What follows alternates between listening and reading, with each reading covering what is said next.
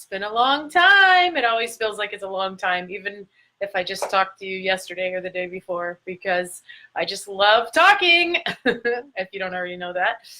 And I love connecting, and I love dream building, and I love figuring out ways to get this glare off my glasses. So you'll notice that I'm in a new little area today. And it's a good thing you cannot see my surrounding, because if there was a camera behind me, you would not believe what this room looks like. I'm still in my daughter's room, but since we've broadcasted last, we've had new high-speed, I don't understand the talk, but high-speed whatever, so I can broadcast better in her room, and I get a higher speed that doesn't drop the signal and all that.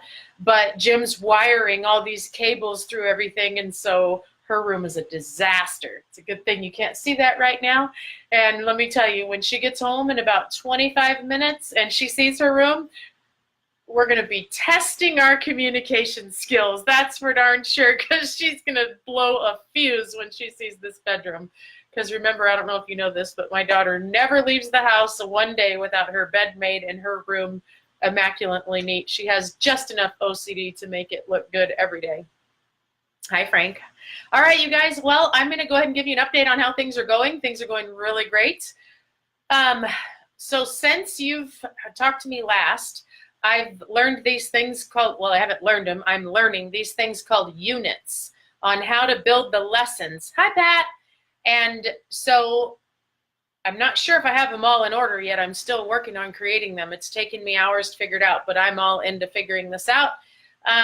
And tomorrow, I'm so excited because tomorrow I hunker down for 2 days with somebody to learn a new system on communicating with you better, on being able to have a way to get the lessons directly to you without you having to log on to Facebook. Doesn't that sound exciting? Look, there goes my skin. It's crawling because I got excited.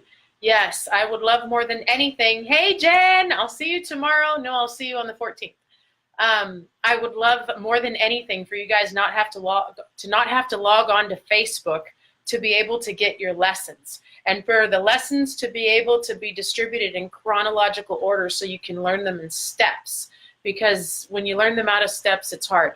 To be able to go back and revisit them right from your phone would just be so great if you didn't have to log on to something. So I'm hunkering down tomorrow for 2 days. I've actually already put in about 20 hours on learning this new system, and tomorrow we're going to be putting in the implementation, and you guys will be the first to be able to see how it works. Super excited about it. And so yes, ready to go. What else can I update you on? Life is good. So it's February 10th. So the New Year's resolutions, I don't know if you saw my post this morning, but the New Year's resolution and the focus on the F's is working very well. I'm past, since my last update when we talked about the toxins and all that kind of stuff and getting your mind back in vibration, I'm humming now. I've got this whole thing humming. It's a great feeling. I hope you are too. If you're not, it's never too late to start. You can hit the reset button at any time. And so I made a post today while I was at the gym that I'm going to post up here when we're done. I'll post it in the comment thread so you can read it. I'll actually make a post on it in the group. But the F's are flowing, boy. Focus, fitness, finances, food, family, forgiveness, faith, and fun. And in order to get here, it's taking a lot of balance and a lot of discipline to say, no, sorry, we're going to pass, to the invites of the parties and the dinners and the concerts and the vacations and you name it, all of the events that we get invited to on a daily basis, saying more to no and running them through our F funnels. So, like, for example, we got invited out the other night with some good friends to go for sushi for dinner. We went because that was not a long night. That was a just go out to dinner, connect with some friends we haven't talked to in a long time, and come home. There wasn't any drinking or going out afterwards or anything like that. It was just a quick little dinner. And to be able to stay connected with friends, to keep those relationships still, even more so when you're going through leveling up. Because when you go through leveling up, I was just having a conversation this morning with Daryl, how you can't drag people with you. When you decide to level up, a few people are going to come and a lot of people are going to stay behind, and you can't let those people be your excuses as to why you don't move, why you don't grow, and you don't move forward. And just say to those people, hey, I'm going to be a little bit distant for a little while I focus on something that's important in my life. I'm going to focus on my fitness and my finance and get my health and body and everything in order, and I'm going to take some time off from a few things. Would love to have you join me, but if not, it's okay. We'll still be in touch, and I'll meet you on the other side type of talk that you're having with yourself so that you can move forward through these phases and stages, okay? And so this was my day-to-day to give you just a little glimpse in, okay? I'm disciplining myself on getting to bed by 11 o'clock, so I am sleeping by midnight. I want to be sleeping by midnight because remember, I'm 51 years old. I need a little bit more sleep than I used to when I was 30. But I heard 50 is the new 30, so we're in good shape.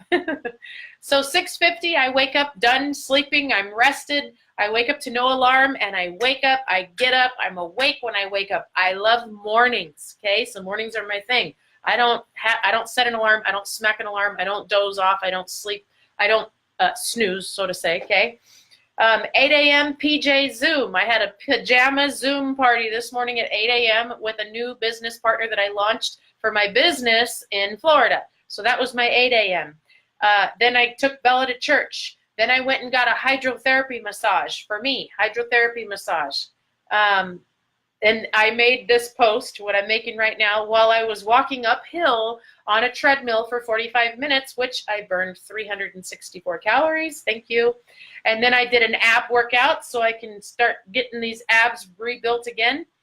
Came home, got showered, and got ready for my day. Met a new business partner at noon to teach him how to make money with his business. I am shooting this today at 2 for this course. Then from here, I will go meet a new salon owner in her salon at 3 o'clock in Solana Beach, and I'm going to teach her how to grow a high-end clientele. Then I will meet Bella back here to put her room back together that she doesn't know that she's going to want to put back together. And then we're going to go to the grocery store. I'm going to make a healthy dinner for my family. I'm going to work on my business a little bit more tonight, which is this group, on what I'm working on behind the scenes. I will map out my next week and then spend time with my family. And then tomorrow, 2 days starts of hunkering down to do exciting things for this group. So that's an update on me, and I love it when you guys check in with me. A lot of you have that habit where you're checking in with me to tell me, you know, hey, Darla, I applied this, and this is what I got, and I'm so excited, and this is where I'm at, and I just wanted to share a story with you. You guys, I love that. And I also love when you guys say, Darla, can I get on your calendar and talk to you? Because I am helping a big handful of you guys through a few personal situations in your life, and I love that too. That's why I'm here, you guys. I'm here for that. Okay, now today what we're going to learn is climbing the social economic scale. And so back a long time ago when I learned about this social economic scale thing, it wasn't until somebody drew it out for me did I understand it. Okay, so first what I want to do is I want to draw out the social economic scale. So grab a piece of paper and a pen because I want you to write this down. I want you to draw this out. Okay, so social economic scale. Just draw a line and 2 lines, okay? Now, down here, put a 0. Oh, don't fall down on me. Oh, no. Hold on. My easel is falling. Okay, we're going to be a little crooked. So down here is a 0, and then this is a 10. I'm going to write lightly so I don't knock it over. But then again, if it does fall, maybe it'll make for a great one of those home video things, you know? Okay, so down here is a 0, and up here is a 10. A 0 is, and I use this analogy because we have so many of them around here, but let's just say a homeless person, somebody who lives under a bridge, okay? They're broke, they don't have much. Some of them have a lot of money, to be honest with you, but typically they don't have much, okay? And a 10 is the top 3% of people in the world, okay? The top 3% of people in the world. Now let's draw a line through the middle, and let's give this a 5. Okay, now when I explain this, I'm doing this on a big scale. You might know one person who falls outside of the scenario that I'm giving you, but for all intents and purposes, on an average, this is an average, okay? Homeless people typically hang out with homeless people, right? I see them, they're all over the place. Typically, homeless people don't hang out with these people up here. Now, sometimes you'll hear the miracle story of how one of these people took one of these people under their arm and rehabilitated them, and you do have those stories. But I'm talking about, take a big poll, polling thousands of people, the average study survey says, okay? That's what we're talking about here. Okay, now a 10 is your multimillionaires, your people who are very wealthy in the world, and they usually hang out with each other. They usually do eat at the same restaurants, and you know, these people hang out in the same bridges in the same neighborhood.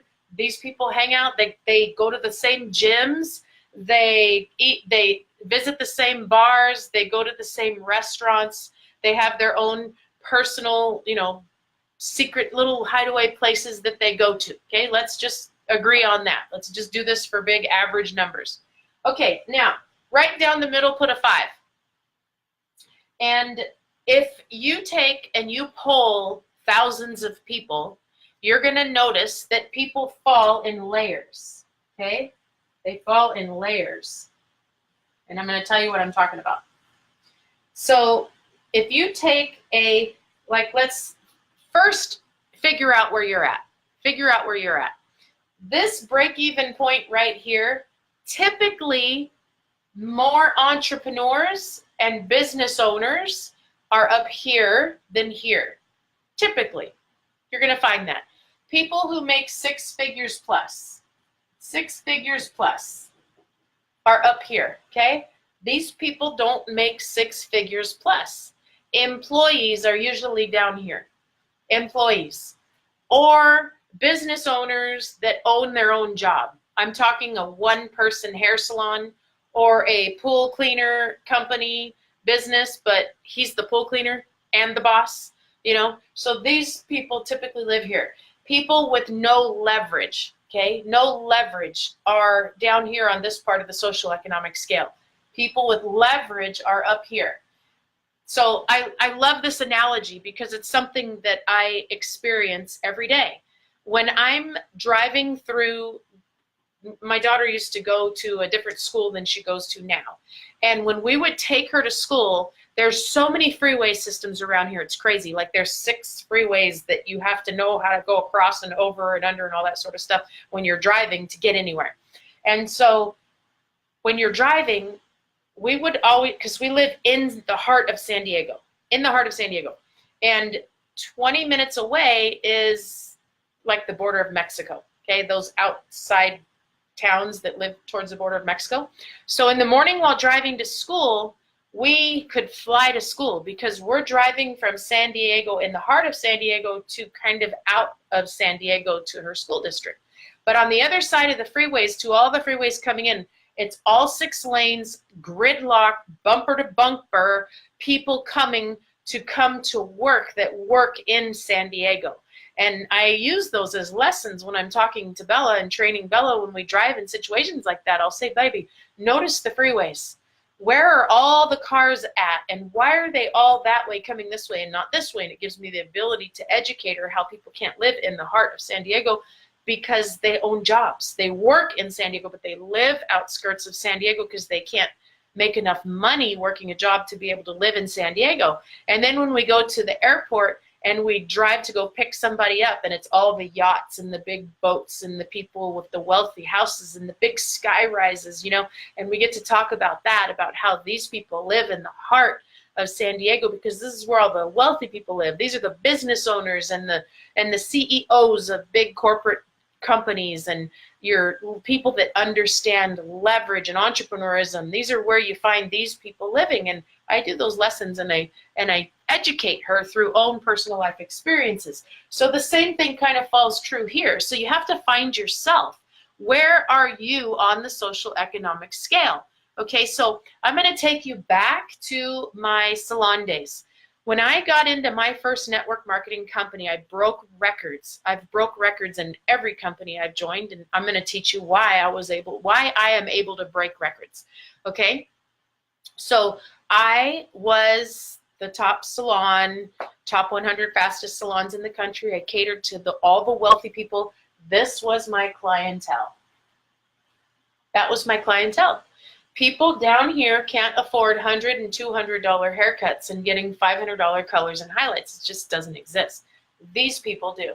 Okay, so I was about an 8 on the social economic scale because I was making good money and had millions and ran with that circle of people. We ate at those restaurants. We lived in the largest homes in the area. We lived on a lake in a desert where there was no lake. You know, we drove the big cars and all that sort of stuff, and that was my demographic. So when I got prospected into network marketing, what did I have? I had a circle of influence that was high up on the social economic scale, right? I was on the social economic scale. So $500 to somebody here versus $500 to somebody here, it's a big difference. It's still $500 in currency when you count it out at a bank, but it's different in what it means to each one of these people. This is a night to dinner and a bottle of wine at a nice steakhouse. This is their entire life savings for some people, right? So now that you understand social economic scale, I want you to take away all the money. I want you to take away all the money from these people and still leave them in where they're at. And I want you to think about, how do they talk? How do they walk? How do they listen? How do they speak? How do they posture themselves? What's their vision, right? So these people speak differently than these people. These people have different vision and perception than these people. These people have different posture than these people, right? So I went to a Millionaire Mindset course one day, and I learned this line, and you hear it all the time. Do what they do, you'll get what they got. Do what they do, you'll get what they got. Do what they do, you'll get what they got. What does that mean? And that's what I want to break down for you. And that's why it's so important to master the art of human connections, to learn how to speak. When I'm talking to somebody and they're using words like they, never, and always, and yeah, but, I know immediately where they fall on the social economic scale because they haven't learned how to speak in a higher social economic scale conversation.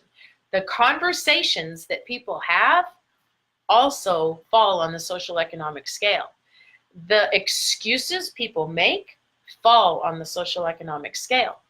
The reactions that people have to incidences and episodes fall on the social economic scale. There is a scale for everything. Now, I want you to think about trigger points. And it's just so great to have a teenager right now because I get to teach her these things, you know? So she may get upset about something so simple. And I say, baby, I want you to imagine 3 friends. And the same thing happens to each 3 of these friends. And one friend doesn't react and get upset, and the other friend goes and cries. What's going to happen to each person that is reacting the way they do? The one that throws the fit and cries falls lower on the trigger point scale. And the trigger point scale always matches where the people are at on their social economic scale. And so you think about people up here, it's no big deal when they drop and break their phone. It's no big deal when somebody stands them up. It's no big deal when your dog is barking in the background when you're doing a live. It just doesn't upset you. It just is what it is. It's no big deal, right? These people, it's no big deal. To these people, it's a big deal. they would get upset and they'd go out there and they'd chew them out for letting their dog bark when you told them that you had a live that you were going to do, or, you know, something like that. It's your trigger, and it's your emotional, social, economic scale. Your emotional, I almost said sexual scale. No, that's another video. Your emotional, social, economics, your emotional scale matches your social economic scale. Your visual listening scales also match them. And just think about the type of people that are up here. Mimic them. So Bella got a new haircut. I don't know if you guys saw, she got a new haircut. She's like, Mom, I want to try something different. I want to try bangs. And so we cut bangs on her, and she was like freaking out. She's like, oh my gosh, okay, I better go to school. And what if everybody said, what if people don't like them? And so I coached her. I says, baby, stand up tall, put your shoulders back, close your eyes, and visualize yourself that you are beautiful. Visualize yourself that you are beautiful, and smile, and do not ask one person if they like your bangs. Don't ask. When you ask, you show your weakness because you're looking for validation. Don't ask, because now you're putting that person in a position that they have to tell you what you want to hear. If you want to know the truth, you walk with posture, you smile, you wear it with confidence, and you don't ask, and you let people compliment you. And when they say, oh my gosh, your bangs are so cute, you say, thank you. I really appreciate that. Thank you. And that's what you say. And so naturally, of course, everything fell into place because I was able to coach her on that. And she was so nervous, and I taught her how to stand tall, because she can tend to slouch her shoulders like a teenager when they are feeling intimidated or withdrawn. You know, all of us do that. You know, put your shoulders back, walk tall, put your chin up, smile, say hi to people as you walk by them, and do that. So let me tell you something. After that talk, that night, we had a cooking demo here in our apartment, which I still haven't posted pictures on. I need to post it. A company came in and did healthy cooking and healthy food meals and all that sort of stuff. And Bella was out with a friend. And she came home towards the end when they were wrapping up, and she walked right in and said, hi, my name is Bella. Nice to meet you. Stuck her hand out, shook the owner's hand, introduced herself to the assistant and to the chef and to the sous chef, and said, it was really nice to meet you. My mom was telling me how excited she was that you guys were coming.